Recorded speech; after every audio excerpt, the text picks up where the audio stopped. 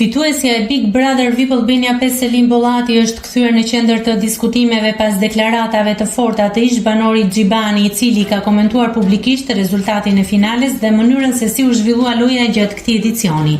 Në një reagim të gjatë dhe mjaft kritik, Xhibani ka hedhur dyshime mbi mënyrën e zhvillimit të spektaklit, duke lënë të kuptohet se çmimi mund të ketë qenë i paracaktuar dhe se sipas tij asgjë nuk ndodh rastësisht kur dirigjohet nga të fortët dhe të pasurit. Ai ka pretenduar gjithashtu se produksioni ka ndjekur një linjë të caktuar narrativash për të krijuar një figurë fituese të re të përshtatshme për audiencën e re dhe për tregun mediatik. Sipas tij, përzgjedhja e një fituese jetë të re në moshë 23 vjeçare lidhet me ndikimin tek publiku rinor dhe identifikimin emocional të shikuesve.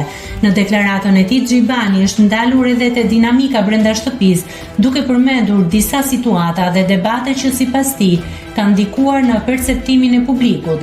Ai ka kritikuar gjithashtu mënyrën se si janë trajtuar disa banorë dhe debatet brenda programit, duke i cilësuar si pjesë të një skenari të ndërtuar.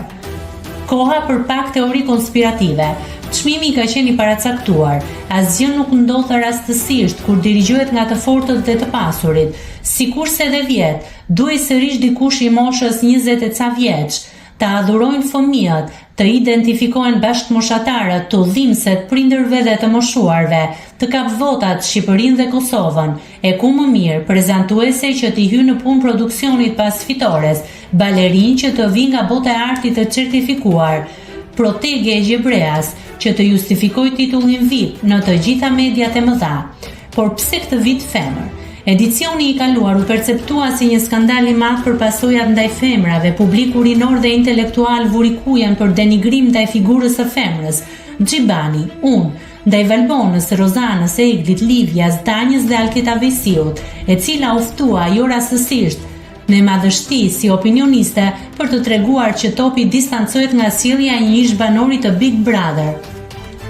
Vazhdojmë me të akuzuarit për sjellje të keqe ndaj femrave, Jozi ndaj Loredanës, Rozanës dhe Livjas, Gjesti ndaj Eglit dhe kështu u gjet heroesha.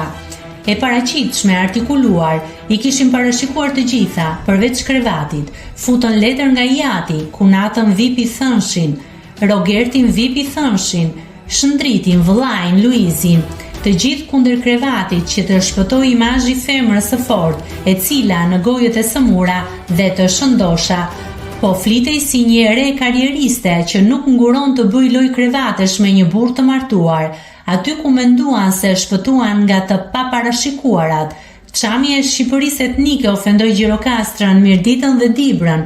Vjet Jozi u përjashtua pse ofendoi një banor dhe u viktimizua një krahin. Si vjet, e përkëdhelura ja hodhi me një qortin. Votat e Kosovës ja dhan përmes gimbos dhe mbretëresha 23 vjeçare u kurorzua. Sa kaq, mesazhi dështoi. Femra e fortë, simboli i qendresës heroike të feminizmit televiziv, do kujtohet si e panjohura 23 vjeçare që qëndroi në krevatin e atij tjetrit nga West Side Family, burri martuar. Ky është mesazhi që u dha, me dashje apo pa dashje, këtë e din produksioni. Një nga pikat më të diskutueshme të reagimit të tij lidhet me momentet brenda shtëpisë që sipas tij kanë krijuar narrativ të caktuar rreth disa banorëve dhe marrëdhënieve mes tyre. Nëse klikoni mbi butonin subscribe, do t'ju shfaqen të gjitha publikimet tona. Ju ftoj t'i bëni subscribe kanalit, të pëlqeni videot dhe të lini komentin tuaj.